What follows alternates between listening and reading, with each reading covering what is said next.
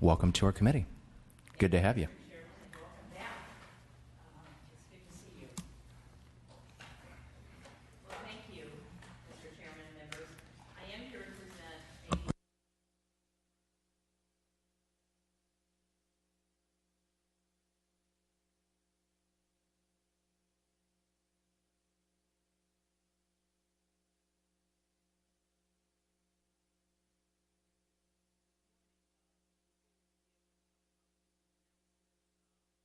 Create a more level playing field that allows communities who may not get a direct allocation to access funds.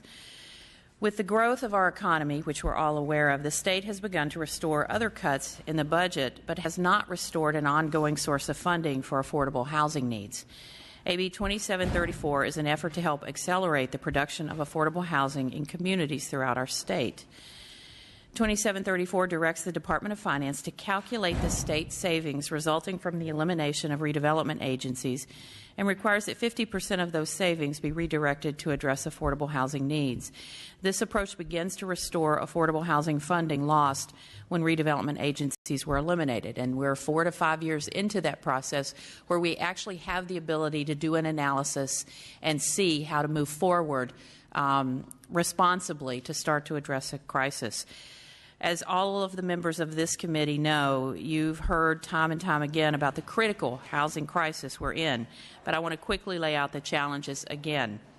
According to the Public Policy Institute of California, as of January 2016, 31.5% of mortgaged homeowners and 47.4% of renters spend more than 35% of their total household income on housing. California has the second lowest homeownership rate in the nation. We lost nearly 250,000 homeowner households in the past decade. There's also been an increase of 850,000 new renter households in the last decade. We unfortunately have 6 of the nation's 11 most expensive large metropolitan rental markets: San Francisco, San Jose, Orange County, Oakland, Los Angeles, and San Diego. Communities everywhere in between rural are also faring pretty harshly in these statistics. California has 12% of the United States population, but we have 20% of the homeless population in this country. We have the largest number of unaccompanied homeless children and youth, 30% of the national total. For the first time in 2015, Standard & Poor's Rating Services cited California's persistently high cost of housing as contributing to a relatively weaker business climate and a credit weakness in the rating of our general obligation bonds. Our affordable housing funding has declined 66% since 2008, a loss of about $1.7 billion per year. $1 billion of that total comes from the loss of those redevelopment funds that were directed to affordable housing purposes.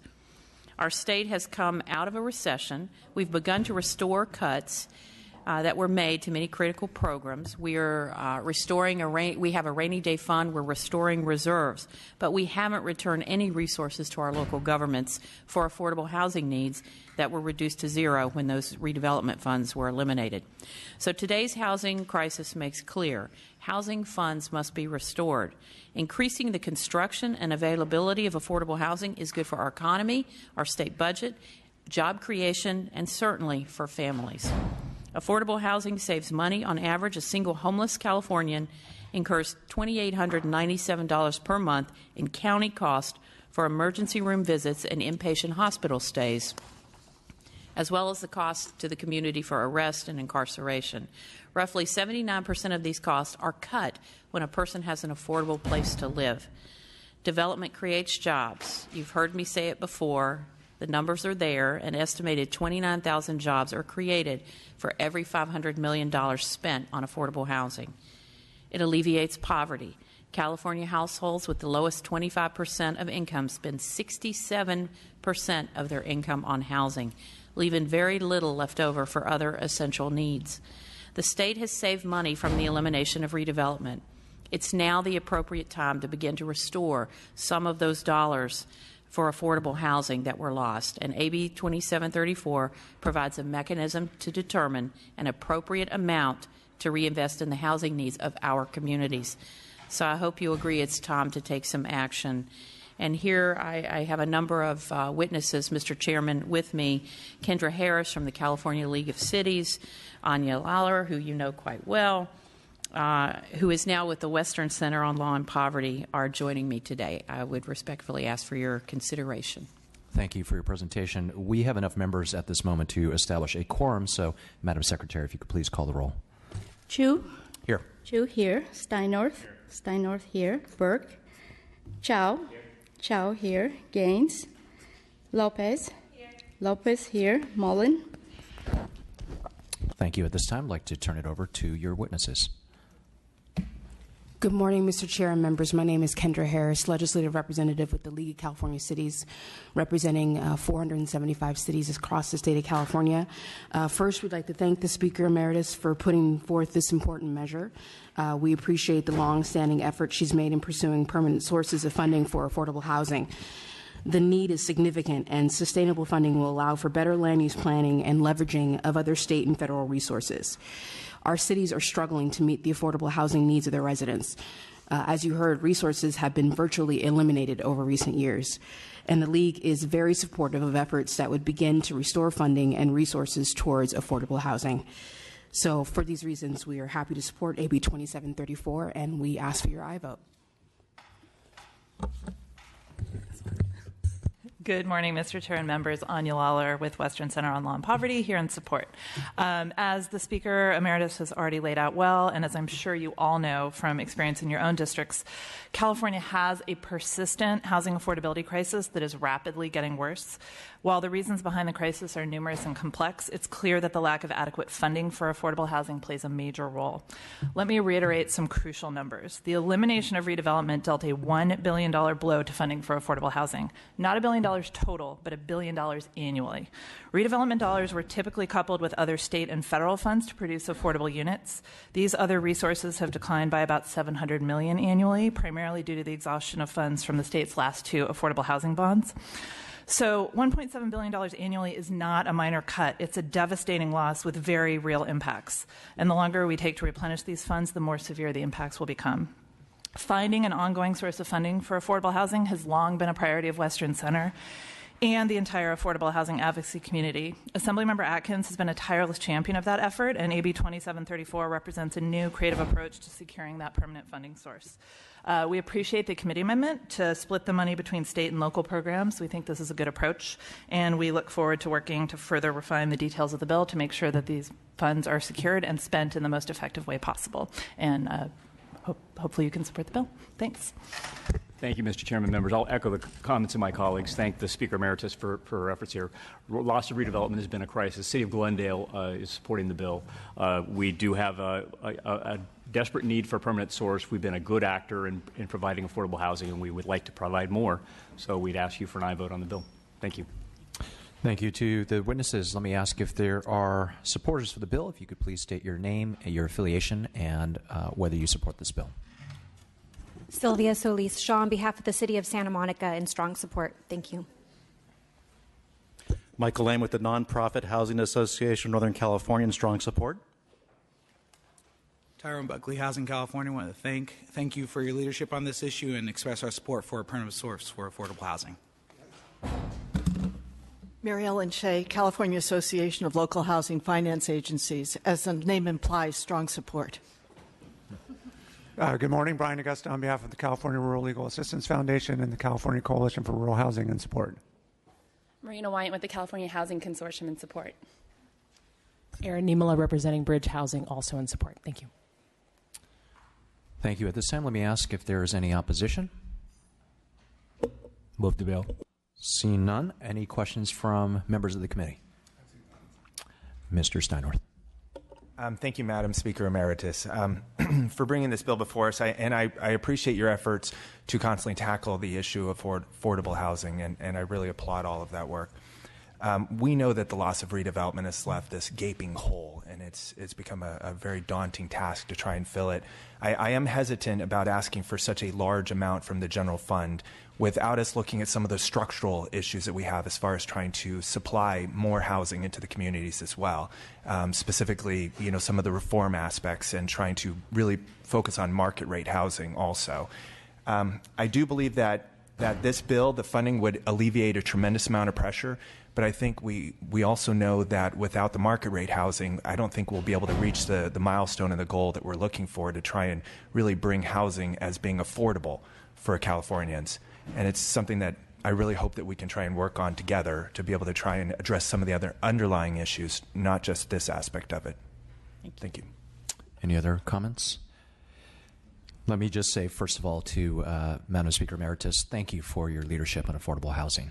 You've been a stalwart champion for years, and it's great to continue to work with you on new measures. I think this is a very innovative approach to addressing what is a crisis. I was fine and supportive of the original version. I think that splitting the funds makes sense.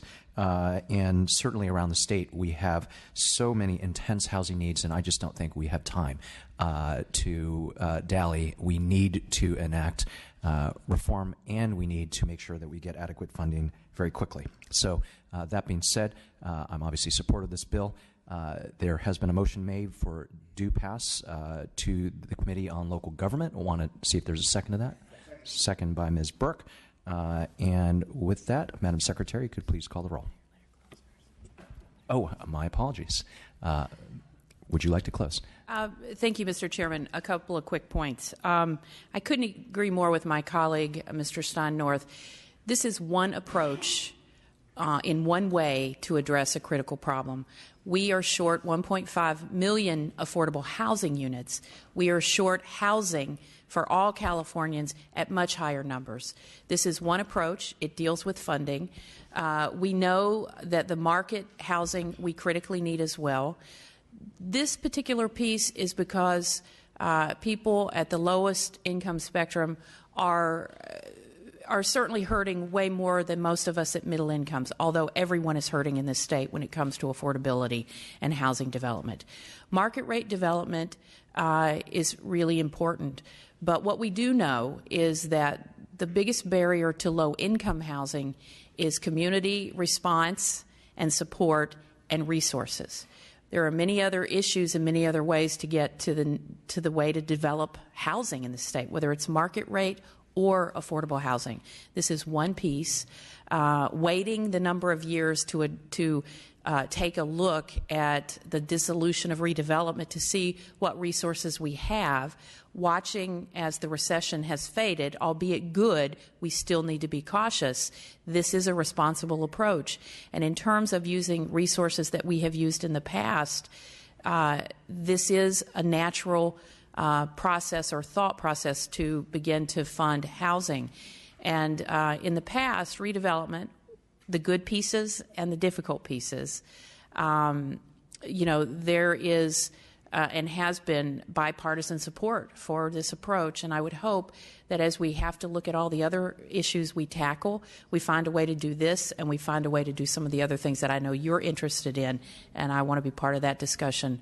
But we tried to come up with a more reasonable approach that hopefully we could take to the governor and have his support. This committee in particular and the members of this committee are really interested in this issue. I think the Assembly has shown a renewed interest in trying to find some real solutions that we can work on together. And so I want to close with thanking you, Mr. Chairman, and the members of this committee, all who want to be on this committee. I really appreciate the work you're doing and hope we can find not only this but other ways to tackle the issues that you brought up, Mr. Stein-North. Thank you for your presentation. As I said before, there is a motion and a second. At this time, Madam Secretary, could you please call the roll? Motion is do pass and refer to the Committee on Local Government. Chu? Aye. Chu, aye. Stein-North? Aye. Stein-North, aye. Burke? Burke, aye. Chow? Chow, aye. Gaines? Lopez? Lopez, aye. Mullen? Mullen, aye. The bill passes. Thank you. At this time, if we could go to file item 1. Mr. Chow, you prepared to present. So we're going to take up file item 1, which is AB 1920.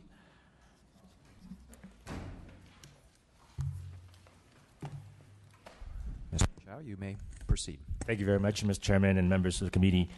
This morning, I'd like to present AB 1920 for your consideration. AB 1920 would provide the Tax Credit Allocation Committee, or TCAC for short, with a more efficient and effective enforcement tool by giving TCAC the legislative authority to levy fines for noncompliance with the regulatory agreement and program regulations. Rental housing developments that receive low-income housing tax credits from the TCAC are required to rent to low-income eligible applicants, limit rents, and also maintain the physical condition of the units for 55 years.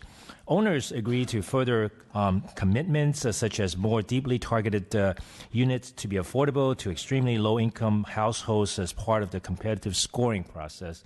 Now, the Internal Revenue Service, the IRS, enforces the basic program requirements for only 15 years and does not enforce any deeper affordability or other requirements imposed by TCAC during the first 15 years or any requirements after year 15. TCAC has actually very few enforcement remedies for an owner's failure to comply with the program requirements that the IRS does not enforce.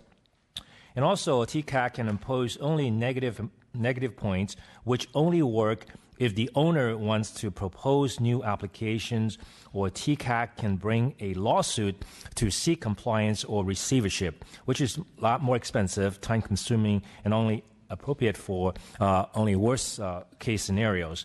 And TCAC needs a more efficient and effective enforcement tool to ensure correction of violations that do not meet that do not actually rise to the level of litigation or receivership situation. AB 1920 addresses this particular issue by providing TCAC with the legislative authority to levy fines for noncompliance with the regulatory agreement, covenants, and program regulations. Today I have Mr. Mark Stiver to testify and answer questions in support of the bill. Great. My name is Mark Stivers. I'm with the Executive Director of the Tax Credit Allocation Committee, and I'm just here to express the support of the sponsor of the bill, State Treasurer John Chung, and also to answer any questions that you may have. Thank you. At this time, are there any supporters of this bill? I want to just make sure, are there any supporters of the bill? Are there any opponents to the bill? Any questions from the committee? No questions. Okay. Mr. Chow, would you like to close? Absolutely. I respectfully ask for a vote. Okay. Colleagues, I would recommend a do pass motion to the Committee on Rev and Tax. From my perspective, I think it does make sense to give TCAC the tools they need to ensure that affordable housing is being properly funded. We have a motion from Mr. Steinorth. Is there a second? Second by Ms. Lopez. And with that, Madam Secretary, could you please call the roll? Motion to pass and refer to the Committee on Revenue and Taxation. Chu? Aye. Chu, aye. Steinorth? Aye. Steinorth, aye. Burke? Burke, aye. Gaines? Gaines, aye. Lopez? Lopez, aye. Mullen? Mullen, aye. Chow? Aye. Aye. Chow, aye. The bill passes. Thank you, Mr. Chow. Thank you very much. At this time, we'll go to my item at file item number 4.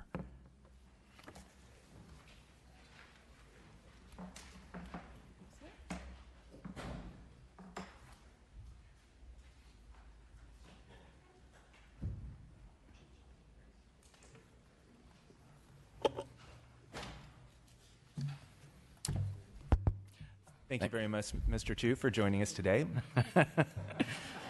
I may be comfortable with this gavel. You might not get it back. Well, thank you, Mr. Chair and colleagues. I appreciate your consideration of AB 2817, a bill which would hopefully begin to address the unprecedented affordable housing crisis that our state is in the midst. In the past, I think we've all described our affordable housing crisis in the state of California, the extent to which we have 1.5 million families who lack access to affordable housing, the fact that we have the highest poverty rate in the country when it comes to income inequality, which is driven by our lack of affordable housing. Thank you. Let me cut this short because I don't think I need to share all of this with the committee. I do want to say with one change, this bill is a reintroduction of our affordable housing tax credit bill from last year. I want to thank all of you for the bipartisan support along with the support of 118 members of this legislature. As you know, despite that support, Governor Brown vetoed last year's AB 35. The veto message directed us to work through the budget process to implement this, and thus I've introduced this bill in Policy Committee so that we can move forward in a parallel track. I think we all continue to understand how important increasing funding for the low-income housing tax credit has been. We have an incredibly oversubscribed program currently at $70 million. At the same time, we have federal tax credit dollars which are being untapped by the state. And this is a bill that would allow us to rehabilitate for our most vulnerable in the state of California. And with that, we have a number of witnesses that we've asked to testify in support. Thank you. Marina White with the California Housing Consortium. Proud to be co-sponsors again of this important piece of legislation. As many of you know, the low-income housing tax credit is both a federal and state program, and together they are the two most important housing production programs in the country, and specifically in the state of California. Together, they've created over 300,000 low-income homes, created 340,000 jobs, and generated over $32 billion in local income. This bill will leverage over $600 million each year of federal funds, and we hope that the governor will sign this bill this year. Tyrone Buckley with Housing California. We represent affordable housing developers from across the state, trade agencies, local trade agencies, and advocates across state. And this is a very important measure. We really appreciate the author bringing it forward again this year. We're proud to co-sponsor it. The biggest piece for us is that this state leaves $600 million of federal funds on the table every year by not having an initiative like this. And so we're really happy to see it go forward. And we also are very hopeful the governor will sign it. Anyone else in support? Mr. Chair and members, Kendra Harris with the League of California Cities. Increasing available state tax credits for low-income housing is a great step in beginning to reassemble affordable housing funding streams in California, and we're pleased to support this measure. Thank you, Mr. Chair. Kathy Christian, representing the Board of Supervisors of Marin County, a county that has struggled mightily with the affordable housing and stock as well as price. And we've had several bills before you over the last few years, and we are making progress. We are strongly in support of this bill, and thank the author for bringing it. Courtney Jensen with the California Credit Union League in support. Thanks. David Jones on behalf of the City of Glendale in support. Erin Niemela representing Bridge Housing in support. Michael Lane with the Nonprofit Housing Association of Northern California in strong support. Mary Ellen Shea, California Association of Local Housing Finance Agencies, strong support. Alyssa Stinson with the California Building Industry Association in support. Brian Augusto with the California Coalition for Rural Housing and the California Rural Legal Assistance Foundation in support. Anya Lawler with Western Center on Law and Poverty in support. Tony Anderson with the ARC California United Cerebral Palsy, representing people with developmental disabilities. If people aren't housed, they're going to be in institutional care forever. So we need help on this crisis. Thank you, in support. Okay, very good. Do we have any witnesses in opposition? Seeing none, bring it back to the members for questions or comments. Seeing none, Mr. Chu, would you like to close? Colleagues, again, I appreciate your support. I also want to appreciate all of the members of the public and the advocates who have been advocating very heavily for this. We need to continue to address the massive lack of investment in affordable housing, the rise of income inequality and homelessness, and support creative ways to address our affordability crisis. And with that, I respectfully ask for your aye vote. Thank you. It is the committee's recommendation that it's due pass to Rev and Tax. With that, I'd like to entertain a motion, or did we already have that? Oh, Ms. Gaines. Please call roll. Chu? Aye. Steinort? Aye. Steinort, aye. Burke? Burke, aye. Chow? Chow, aye. Gaines? Gaines, aye. Lopez? Lopez, aye. Mullen? Mullen, aye. Mr. Chu, congratulations.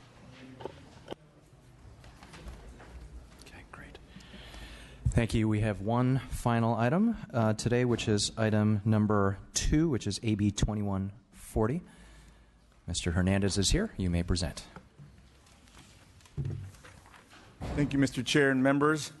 It's an honor to present this bill today, especially so close to celebrating the birthday of Cesar Chavez on March 31st. AB 2140 is a small contribution to the legacy and work of Cesar Chavez and Dolores Huerta. AB 2140 brings necessary policy changes to existing farm worker housing assistance tax credit program at the State Treasurer's Office. Over the years, legislative changes have been made to improve broader low-income housing tax credit program. However, the Farm Working Housing Assistance Tax Credit Program has not benefited from those policy changes. There is a need to bring parity to this program to better achieve the legislative goals of using tax credits as a financing tool to create farm worker housing.